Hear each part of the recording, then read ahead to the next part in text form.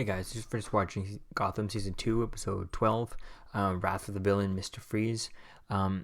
This episode was pretty interesting with the whole introduction to Freeze. I mean, we got Freeze last episode, the end of last episode, which has been a while. It's actually a really long Christmas break, only like it's almost March, and we're just getting back into it, but whatever. This episode was pretty cool, the whole Freeze and, seeing Nora Freeze and getting introduced to Nora Fries, which is pretty interesting to know was Freeze and stuff like that. It also, a fun fact though, if you didn't know, the name Mr. Freeze actually wasn't his first name in the comics. In the comics, it was is it Mr. Zero or just Zero?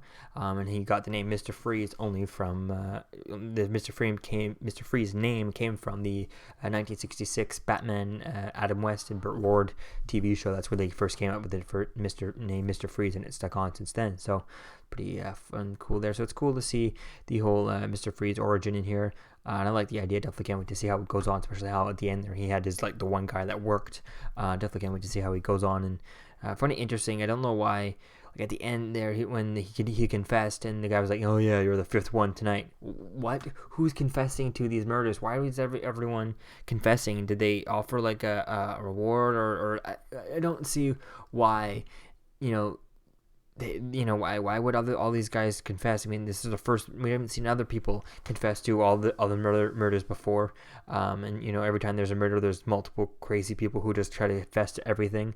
That doesn't make sense. We've never seen that before happen. So it's like, why would it happen now? I definitely can't wait to see how that goes with that and see what happens with Nora Fries. Definitely going to be interesting to see how.